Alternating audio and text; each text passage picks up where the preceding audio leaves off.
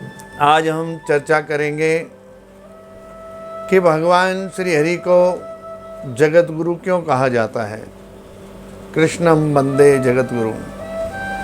जो लोग कहते हैं गुरु नहीं मिलते हैं, गुरु कहाँ ढूंढें, या ढोंगी गुरुओं के चक्कर में पड़ जाते हैं, उनके लिए ये श्लोक बड़ा ही महत्वपूर्ण है कि गुरु ढूंढे नहीं जाते हैं, गुरु भगवान स्वयं दिलाते हैं। जैसी आपकी श्रद्धा, जैसा आपका विश्वास, जैसी आपकी भक्ति, उसी आधार पर तुम्हें गुरु प्राप्त हो जाएगा। जो चाहते हो, जैसा गुरु चाहते हो वैसा प्राप्त हो जाएगा। जैसी तुम्हारी मति, जैसी तुम्हारी श्रद्धा है, उसी तरीका का गुरु। भक्ति करना चाहते हैं तो भक्त गुरु प्राप्त हो जाएंगे। इसलिए सबसे पहले मान लो सच्चिदानंद रूपाय। कौन है? वासुदेव सुतम देवम कंस चाणूरमर्दनम देवकी परमानंदम कृष्णम वंदे जगत गुरु। जगत के गुरु हैं कृष्ण, बस। और भक्ति करते रहो, आनंद लेते रहो। तो आज भगवान के बारे में कुछ छोटी सी चर्चा करेंगे कि भगवान को, कृष्ण को क्यों सर्वश्रेष्ठ गुरु माना गया है। वासुदेव जी के पुत्र हैं,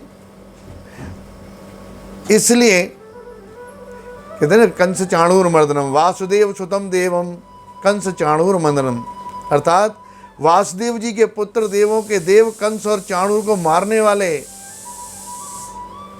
देवकी को अपार आनंद देने वाले श्री कृष्ण, आप इस विश्व के सबसे बड़े और श्रेष्ठ गुरु हो। अर्जुन द्वारा की गई है ये स्तुति कृष्ण के लिए बेहद खास है, बेहद।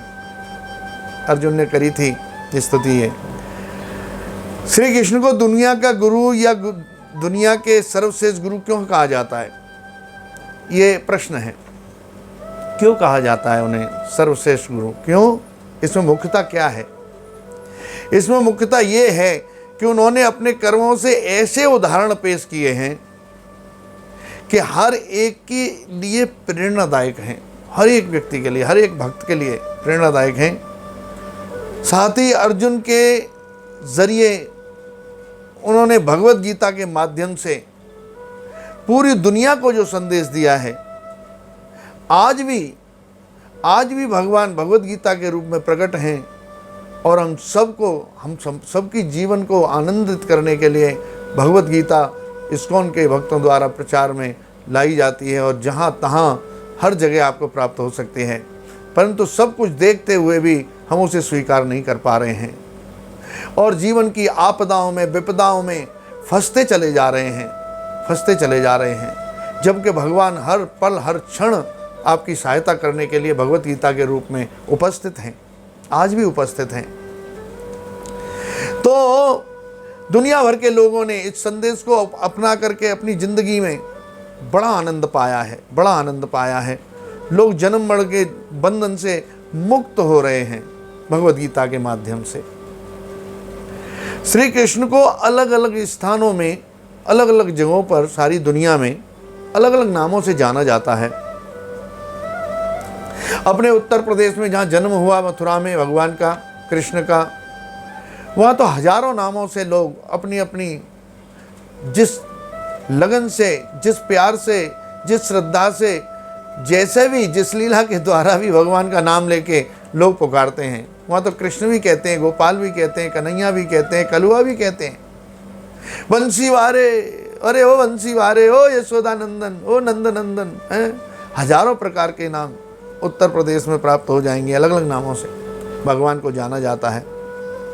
और मुख्यतः गोपाल, गौचारण लीला जो करी है, गोपाल नाम बड़ा प्रसिद्ध है और इन नामों से ठाकुर जी को जाना जाता है। राजस्थान में श्रीनाथ जी के रूप में विख्यात हैं भगवान श्री कृष्ण। और महाराष्ट्र में विट्ठल नाम से, विट्ठल विट्ठल विट्ठला, विट्ठल विट्ठल विट्ठला के नाम से ठाकुर जी को जाना जाता है। और उड़ीसा में जय जगन्नाथ, जय जगन्नाथ, जिधर देखो उधर ही जय जगन्नाथ, जय जगन्नाथ, जगन्नाथ का भात जगत पसारे हाथ। जगन्नाथ जी के नाम से उड़ीसा में जाना जाता है। और बंगाल में गोपाल जी के नाम से, और कलयुग में बंगाल में श्री गौर निताय, गौर हरि के नाम से जाना जाता है। दक्षिण भारत में वेंकटेश या गोविंदा के नाम से जाना जाता है भगवान को, कृष्ण को। और गुजरात में तो महाराज आनंद है ही है, द्वारकाधीश।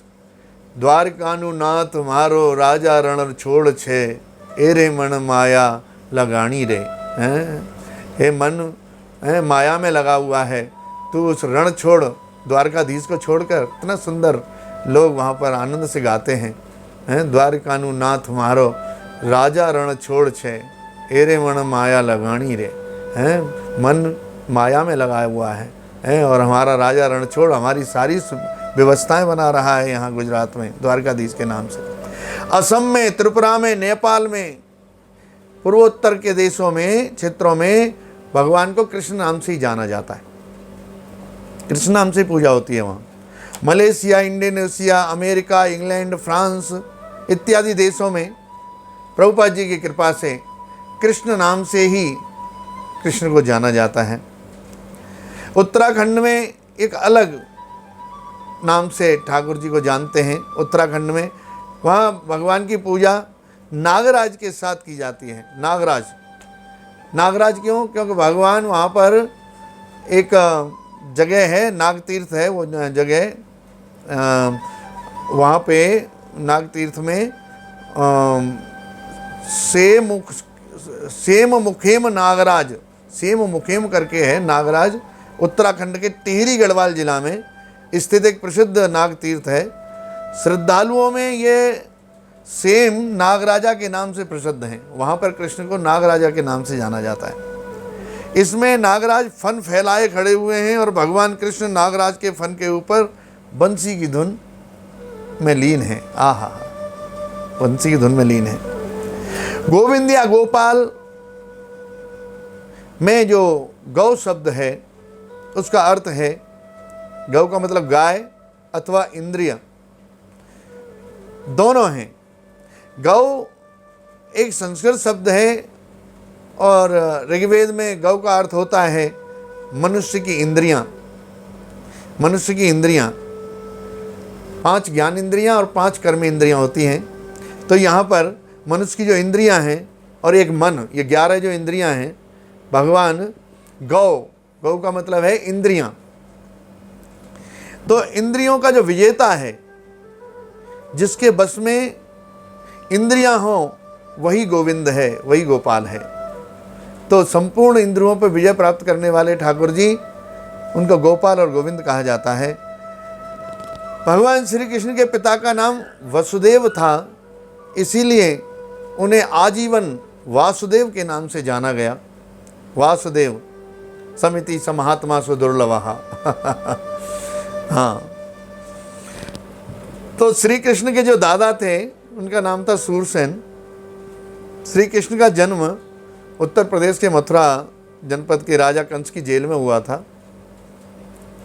और श्री कृष्ण के जो भाई बलराम थे, लेकिन उद्धव और अंगरीष उनके चचेरे भाई थे। अंगरीष ने बाद में तपस्या की थी और वे जैन धर्म के तीर्थकर नेमिनाथ के नाम से विख्यात हुए। वे जैनियों के तीर्थकर नेमिनाथ के नाम से विख्यात हुए, जो अंगिरस के भाई थे। मतलब बलराम थे, लेकिन उद्धव जी जो थे, उद्धव जी के भाई अंगिरस उनके चचेरे भाई थे। तो भगवान श्री कृष्ण ने असम के राजा नरकासुर की कारागार से 16,000 राजकुमारियों को छुड़ाया था, क्योंकि वो उन्हें नरकासुर को मारने के बाद नरकासुर ने उनका हरण किया हुआ था। हरण करके राजाओं की कन्याओं को हरण करके और अपने महल में रखा हुआ था। तो भगवान ने जब नरकासुर को मारा तो वो फिर अनाथ हो गई। और उस समय ऐसी प्रथा थी कि हरण की हुई स्त्री को कोई स्वीकार नहीं करता था। तो वो आत्महत्या करने के लिए राजी हुई और उन्होंने कहा कि हे कृष्ण, अगर आप हमें स्वीकार कर लेते हैं तो हम आत्महत्या नहीं करेंगे, नहीं तो हमारा इस जगत में कौन है, हमें कौन स्वीकार करेगा। तो भगवान ने मजबूरी में उनके सम्मान हेतु उनसे विवाह किया था। उस समय जो अछूत, इनको अछूत माना जाता था, स्त्रियों को, जो हरण की हुई स्त्री थी उन्हें अछूत माना जाता था, इसलिए कोई समाज उन्हें इज्जत नहीं देता था, सम्मान नहीं देता था, अपनाता नहीं था। तो कहा गया है कि श्री कृष्ण की मूल जो पटरानी हैं वो 8 हैं, जिनमें रुक्मिणी, सत्यभामा, जाम्बती मुख्य हैं। तो रुक्मिणी जो थी वो महाराष्ट्र के विदर्भ राज्य के राजा रुक्मी की बहन थी। रुक्मी सुषपाल का मित्र था और श्री कृष्ण का शत्रु। जहाँ भगवान होते हैं, देखो जहाँ देवता होते हैं वहाँ असुर जरूर होते हैं, जहाँ भगवान होते हैं तो भगवान के भी शत्रु हैं। तो उनके शत्रु थे शिशुपाल। दुर्योधन जो थे ये भगवान श्री कृष्ण के समधी थे वैसे, क्योंकि उनकी जो बेटी लक्ष्मणा थी दुर्योधन की, वो भगवान श्री कृष्ण के पुत्र सांब के साथ उनका ब्याह हुआ था, इसलिए वो समधी हो गए। कृष्ण के समधी थे ये दुर्योधन। श्री कृष्ण के धनुष का जो नाम था सारंग था, सारंग नाम का धनुष रखते थे भगवान। शंख का नाम जो था पांचजन्य था। चक्र का जो नाम था आप सब जानते हैं, सुदर्शन चक्र। और उनकी जो गंधर्व विवाह जो हुआ, जो उनकी संगनी, साथी, प्रेमिका, कुछ भी कह सकते हो, राधा रानी थी, जो वर्षाना के सरपंच वृषभानु की बेटी थी। श्री कृष्ण राधा रानी के निष्काम और निस्वार्थ, श्री कृष्ण जो थे राधा रानी से निष्काम और निस्वार्थ प्रेम करते थे, निस्वार्थ। राधा रानी कृष्ण में, राधा रानी में और कृष्ण में उम्र का बहुत फर्क था, लगभग 6 साल से ज़्यादा का अंतर था। भगवान श्री कृष्ण 14 वर्ष की उम्र तक ही वृंदावन में रहे, गोकुल में रहे। उसके बाद उन्होंने वृंदावन को छोड़ दिया था। फिर उसके बाद वो राधा रानी से कभी नहीं मिले। श्री कृष्ण विद्या अर्जित करने हेतु, शिक्षा प्राप्त करने के हेतु मथुरा से कहाँ गए थे? ये उज्जैन गए और वहाँ जाकर के उन्होंने विद्या ग्रहण करी। मध्य प्रदेश में है उज्जैन। और वहाँ पर ब्राह्मण महर्षि सांदीपनि मुनि के आश्रम में उन्होंने अलौकिक विद्याओं का ज्ञान अर्जित किया। 64 दिनों में 64 कलाओं से वो पूर्ण हो गए। श्री कृष्ण इस धराधाम पर 125 वर्ष तक रहे। उनके शरीर का जो रंग था श्याम वर्ण, जैसे नीले आकाश की तरह नहीं, घन श्याम जिसे कहते हैं घन श्याम। जब घनघोर घटाएं आती हैं, वो बादल जो आता है काला, हाँ घन श्याम, इस तरीके का उनका रंग था, घन श्याम। हाँ, घनघोर घटाएं जब आती हैं बारिशों के समय, उनका रंग था। और उनके शरीर से 2400 घंटे अष्टगंध महकता रहता था। उनके वस्त्र रेशम के होते थे, पीले वस्त्र हमेशा वो धारण करते थे और मस्तक पर मोर मुकुट शोभा देता रहता था। उनके जो सारथी थे उनका नाम था दारुक। और उनके रथ में जो घोड़े जुते होते थे, उनके जो रथ में होते थे 4 घोड़े जुते होते थे। और उनकी आंखों में, भगवान कृष्ण की आंखों में प्रचंड सम्मोहन था। प्रचंड सम्मोहन मतलब जो उनके सामने आ जाए वो उनका हो जाता था, चाहे वो कोई भी हो, कोई भी हो। प्रचंड सम्मोहन था। भगवान के, श्री कृष्ण के कुलगुरु वैसे महर्षि सांडिल्य थे, परंतु उनका नामकरण किया गर्ग मुनि ने। नामकरण गर्ग मुनि ने किया था। श्री कृष्ण के आगे चलकर जो पोते हुए उनका नाम था अनिरुद्ध, जिनके लिए भगवान श्री कृष्ण ने वाणासुर और भगवान शिव से युद्ध किया और उन्हें पराजित किया था। भगवान श्री कृष्ण ने गुजरात के समुद्र के बीचों बीच अपनी नगरी बसाई, जिसका नाम हुआ द्वारिका। राजधानी बसाई थी। द्वारिका पूरी सोने की थी और उसका निर्माण किया था देवशिल्पी, बोलो बोलो, देवशिल्पी विश्वकर्मा ने विश्वकर्मा ने किया था। श्री कृष्ण को जब गौलोक धाम जाना था, तब लीला हुई कि जरा नाम के शिकारी के द्वारा उनके पैर के अंगूठे में बाण लगा। जरा नाम के शिकारी ने बाण चलाया जो उनके पैर में लगा, और ये जरा नाम का जो शिकारी था, ये पूर्व जन्म में बाली था। बाली, जब बाली को भगवान ने मारा था, छिपके मारा था, छिपके, तो बाली ने यही कहा कि आपने मुझे छिपके मारा है, सुग्रीव आपको प्यारा हो गया, मैं आपका दुश्मन कैसे हो गया, आपने ऐसा क्यों किया, ये ठीक नहीं है। तब ठाकुर जी ने कहा कि इसका बदला तू ले सकता है, नेक्स्ट अवतार में तू मुझे मारियो। तो बाली ही नेक्स्ट अवतार में कृष्ण जब आए हैं, तो बाली ही जरा नाम का शिकारी बन के ठाकुर जी के पैर में उसने बाण मारा है, और ठाकुर जी श्री कृष्ण अपने धाम को पधार गए हैं। श्री कृष्ण ने, भगवान ने कुरुक्षेत्र के मैदान में भगवद गीता का उपदेश अर्जुन को दिया। उस दिन रविवार था, शुक्ल पक्ष एकादशी का दिन था। मात्र 45 मिनट के अंदर भगवान ने पूरे 700 श्लोकों का जो गीता का ज्ञान है वो अर्जुन को दिया। श्री कृष्ण ने केवल एक बार बाल्यावस्था में नग्न जो गोपियां, स्त्रियां जो नहा रही थीं, उनके वस्त्र चुराए थे और उन वस्त्रों को चुरा के नसीहत दी थी कि कोई भी नग्न अवस्था में जल में प्रवेश ना करे, नहीं नहाना चाहिए।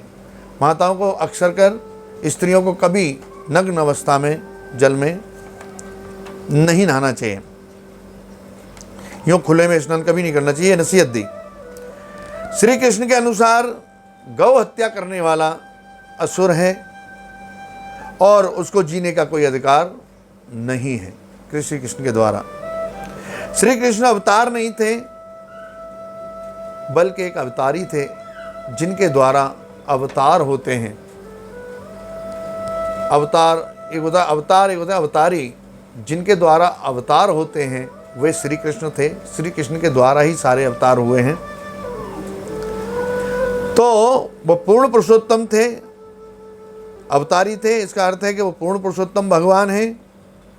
नहीं उनका जन्म साधारण हुआ था और नहीं उनकी तरह कोई भगवत धाम को वापस गया। मृत्यु भी उनकी नहीं हुई और जन्म भी उनका नहीं हुआ, साधारण नहीं था।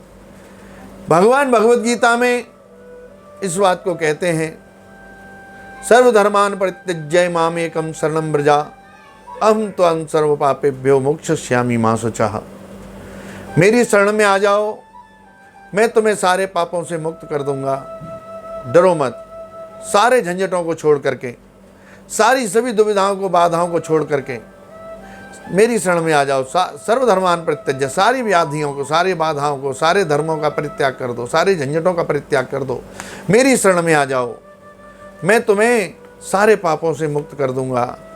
डरो मत, डरो मत, सभी सुविधाओं का परित्याग करके मेरी शरण में आ जाओ। एकमात्र मेरी शरण ग्रहण करो, मैं सभी पापों से तुम्हारा उद्धार कर दूंगा। डरो मत, डरो मत। भगवान बार बार कह रहे हैं उसके बावजूद भी हमारी समझ में नहीं आती है। समझने की हमें कोशिश करनी चाहिए। हमारा इस संसार में जन्म का उद्देश्य ये है कि मुझे मेरे घर वापस जाना है, और वापस जाने के लिए भगवान हमें हर प्रकार से सहायता करते हैं, क्योंकि वो पिता हैं, परम पिता हैं। वो हर पल हर क्षण हमारा ध्यान रखते हैं। हम ही हैं जो एक पल भी ये नहीं सोच पाते कि हम यहाँ आए क्यों थे, हमारा यहाँ आने का क्या मतलब था, आए क्यों थे, कहाँ से आए, कहाँ हमें जाना है, क्यों आए, हमें क्या करना चाहिए, हमारा कर्तव्य क्या है, हम नहीं सोचते। हम बस आहार निंद्रा भय मैथुनम च में लगे हुए हैं और अपने जीवन को बर्बाद कर रहे हैं। कब वो दिन आएगा कि मैं सुप्त अवस्था से जागृत होऊंगा। कैसी कैसी आपदाएं, कैसी कैसी विपदाएं आती हैं, उसके बावजूद भी हम सीख नहीं लेते। हम सोचते हैं ये तो सब चलता रहता है, और एक पल में क्या से क्या हो जाता है, सब कुछ ख़त्म हो जाता है, फिर भी हमारी समझ में नहीं आता। अभी मौका है, समझ लो, मान लो और अपने आप को पहचान लो, जिससे कि हमारा जीवन सार्थक हो सके। हमें क्या करना चाहिए? हमें हरे नाम हरे नाम हरे नाम एव केवलम कलौ नास्तेव नास्तेव नास्तेव गतिरन्यथा। और कोई दूसरा चारा नहीं है। भैया हरि नाम के द्वारा तुम भगवान के प्रिय बन जाओ, हम सब भगवान के प्रिय बन जाएं और अपने परम धाम को वापस जाएं। ये हमारा परम लक्ष्य होना चाहिए। हरे कृष्णा। जगत गुरु श्रील प्रभुपाद